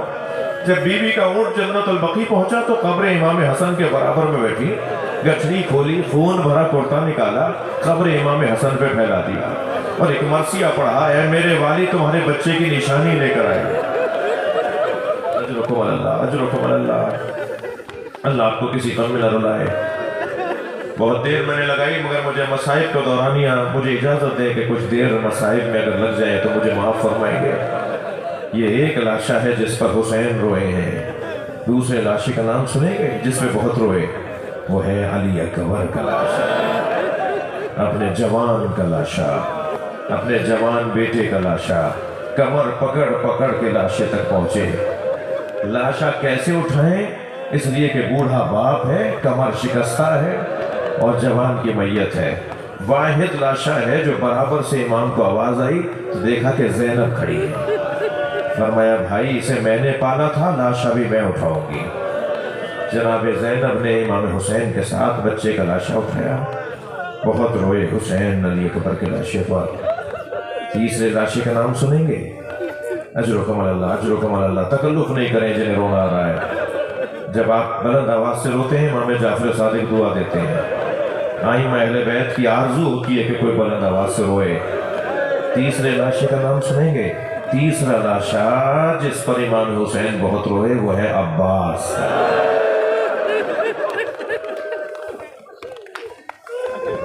میرے مولا کیسے پہنچے ہیں حضرت عباس کے لاشے پر؟ اس کا بیان بہت مشکل ہے۔ سر اپنی آغوش میں لے لیا، مولا عباس کا سر امام حسین نے اپنے گود میں لے لیا، حضرت عباس نے آہستہ آہستہ سر ہٹا دیا، امام نے پھر آغوش میں لیا، پھر انہوں نے سر ہٹا دیا۔ تو پیشانی کا بوسہ دیتے ہوئے فرمایا عباس تم اپنا سر ہمارے زانوں سے کیوں ہٹاتے ہو؟ تو ایک عجیب جملہ فرمایا، مولا یہ شہزادوں کی جگہ ہے، مولا یہ سکینہ کی جگہ ہے، کہاں غلام کا سر، کہاں حسین کا زانو۔ اجرکم علی اللہ، اجرکم علی اللہ۔ تھکے نہیں، تھکے نہیں۔ میرے مولا نے حضرت عباس سے وصیتیں لی، لاشا تو خیمے نہیں لے کر آئے اس لیے کہ حضرت عباس کی وصیت تھی میرا لاشا خیمے نہ لے جائے گا۔ یہ تیسرا لاشا ہے جس پہ حسین بہت روئے۔ چوتھے لاشے کا بیان سن لیجئے۔ وہ چھوٹا تھا مگر حسین سے اٹھتا نہیں تھا۔ وہ علی اصغر کا لاشا، وہ پیاسے بچے کا لاشا، وہ بھوکے بچے کا لاشا جس کی ماں اسے دودھ نہ پلا سکی، ننھا سا لاشا۔ ابا کا دامن لاشے پہ ڈالا ہوا تھا، کبھی آگے جاتے تھے انا للہ، کبھی الٹے پیر واپس آتے تھے رضن بقضائہ و تسلیما لامرہ۔ اجرکم علی اللہ، اجرکم علی اللہ۔ 2 سال پہلے 6 محرم کو ایک جوان نے آ کے مجھے کہا مولانا میں مچھلی خرید کر لے کے آیا ہوں تاکہ مچھلی میں اپنے گھر میں کھا سکوں، میری دادی نے روک دیا۔ کہا بیٹا محرم میں ہمارے یہاں مچھلی نہیں کھاتے۔ تو میں نے دادی سے کہا دادی حلال تو حلال ہے، حرام حرام ہے، مچھلی حلال ہے تو کیوں نہیں کھا سکتے؟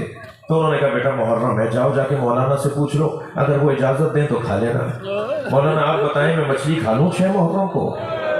وہ جب بول رہا تھا تو میں رو رہا تھا۔ میں نے کہا میں اتنا بڑا عالم نہیں ہوں، مجھے اس مسئلے کا جواب نہیں آتا، تم دادی کی بات مان لو، اس لیے کہ تمہاری دادی سچ کہہ رہی ہیں۔ حسین نے علی اصغر کے تڑپنے کو مچھلی کے تڑپنے سے تعبیر کیا۔ اما ترونا کیف یتلذا، دیکھ نہیں رہے میرا بچہ مچھلی کی طرح منہ کھولتا ہے؟ اجرکم علی اللہ، اجرکم علی اللہ۔ اور مچھلی کی طرح منہ بند کرتا ہے۔ جو کچھ دیر پہلے تک بچہ تڑپ رہا تھا وہ اب بابا کی گود میں چین سے سو رہا ہے، اس لیے کہ گلے پہ تیر لگ چکا ہے۔ امام نے ابا کا دامن لاشے پہ ڈالا ہوا تھا، خیمے کے قریب پہنچے تو نہ جانے کیا خیال آیا، الٹے پیر واپس ہونے لگے۔ مجلس میں خواتین بھی بیٹھی ہیں نا، چھوٹے بچوں کی مائیں بھی آئی بھی ہوگی، آپ کے گھروں میں بھی دودھ پیتے بچے ہوں گے، سلام کریں جناب رباب کو۔ قریب گئے، کیا خیال آیا، الٹے پیر واپس آئے، پھر آگے جاتے ہیں پھر پیچھے آتے ہیں۔ اسی اسنا میں خیمے سے پردہ ہٹا، سامنے سکینہ کھڑی نظر آئی۔ بی بی نے دور سے دیکھا کہ بابا کی گود میں بھائی چین سے سو رہا ہے، تو پانی پلانے لے گئے تھے نا امام حسین، یہ کہہ کر لائے تھے نا کہ میں اسے پانی پلانے لے جا رہا ہوں۔ جناب سکینہ نے دیکھا کہ بھائی چین سے بابا کی گود میں سو رہا ہے، تو سنیں گے کیا کہا؟ آواز دے کر کہا بابا میں بھی پیاسی ہوں، بابا مجھے بھی لے جائیے۔ حسین کیا بتائیں کیسا پانی پیا ہے، مگر جیسے ہی بچی کی آواز بلند ہوئی خیمے کا دروازہ پردہ پھر ہٹا، کیا دیکھا؟ جناب رباب کھڑی ہیں. جناب رباب تیزی سے بڑھ رہی تھی، حسین پیچھے ہٹ رہے تھے، اور پیچھے ہٹتے ہوئے فرمانے لگے رباب بتاؤ میں کون ہوں. اپنی ہی زوجہ سے پوچھ رہے ہیں رباب بتاؤ میں کون ہوں. جناب رباب نے فرمایا آپ میری امام ہیں، آپ حجت خدا ہیں. جب امام نے جملے سنے ابا کا دامن ہٹا دیا. خون میں لت پت بچے کا گلا، خون میں لت پت بچے کا چہرہ جناب رباب نے دیکھا. ننھے ننھے لبوں پہ لب رکھ دیے اور پھر فرمانے لگی اے میرے لال، عرب تو اونٹنی کے بچے کو بھی نہر نہیں کرتا. یا بنیا آمیں سنو کہیوں نا، کیا تجھ جیسوں کو نہر کیا جاتا ہے؟ بہت گریہ ہو گیا، مجلس ہو گئی. عزادارو، ایک روایت پڑھنے جا رہا ہوں، بی بی کا ادب مانے ہیں، میں تفصیل میں نہیں جاؤں گا. اللہ کرے میرا مجمع خاص طور پر جو بیویاں بیٹھی ہوئی ہیں، دودھ پلاتے بچوں کی مائیں ہیں، آپ کے گھروں میں دودھ پیتے بچے ہیں، اللہ کرے میری بات منتقل ہو. مجھے نہیں پتا کہ شام غریبہ میں پانی کہاں سے آیا، شام غریبہ میں کھانا کہاں سے آیا، مگر یہ سارے مقتل نگاروں نے لکھا ہے کہ شام غریبہ میں پانی بھی آیا، کھانا بھی آیا. سب سے پہلے جناب زینب نے بچوں کو پانی پلایا، بچوں میں بھی سب سے پہلے جناب سکینہ کو دیا. جناب سکینہ پہ ادب قربان ہو، فرمایا پھوپھی اماں آپ تو مجھ سے زیادہ پیاسی ہیں، پہلے آپ پانی پی لیں. فرمایا سکینہ پہلے بچے پیتے ہیں پھر بڑے پیتے ہیں. تو یہ سنا تو کوزہ اٹھا کر اندھیرے بیابان میں جانے لگی. جناب زینب کی آواز آئی سکینہ کہاں جا رہی ہو؟ کہا پھوپھی اماں ابھی تو آپ نے کہا کہ پہلے بچے پانی پی. میرے بابا میرے بھائی کو پانی پلانے لے کے گئے، میرا بھائی واپس نہیں آیا. کیسے بیویوں کو اور بچوں کو جناب زینب نے پانی پلایا؟ تھکے نہیں، آوازوں کو آزاد کریں. جب آپ بلند آواز سے روتے ہیں امام رضا دعا دیتے ہیں اللہ آپ کو اجر عطا فرمائے. کیسے جناب زینب نے بچوں کو پانی پلایا، پھر بیویوں کو پانی پلایا، اس کا بیان بہت مشکل ہے، مگر سب سے آخر میں جناب رباب نے پانی پیا. نوبت یہاں تک آئی کہ جناب زینب امام سجاد کے برابر میں آ کے بیٹھی. کہا زین العابدین بھابی رباب پانی نہیں پی رہی. امام سجاد آئے، اماں پانی پی لیں، اماں کھانا کھا لیں. جناب رباب نے امام سجاد امام ہے نا، حجت خدا ہے، امام کا حکم پا کر پانی پیا اور ایک ایک گھونٹ پہ روتی رہی، ایک ایک نوالے پہ روتی رہی.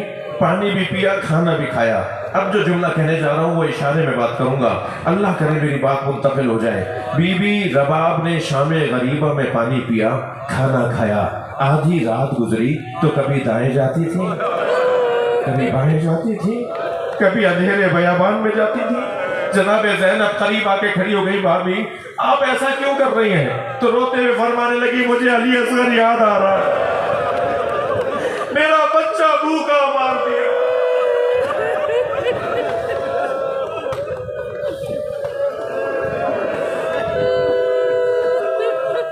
لعنت اللہ علی قوم الظالمین. یا اللہ ان آوازوں پہ رحمت نازل فرما، کوئی غم نہ دے سوائے غم اہل بیت، ان کی حاجات کو پورا فرما. امام زمانہ کے ظہور میں تاجیل فرما. ربنا آتنا فی الدنیا حسنۃ وفی الآخرۃ حسنۃ وقنا عذاب النار. الہی و سیدی و مولائی اغفر لی اولیاء یا حسین.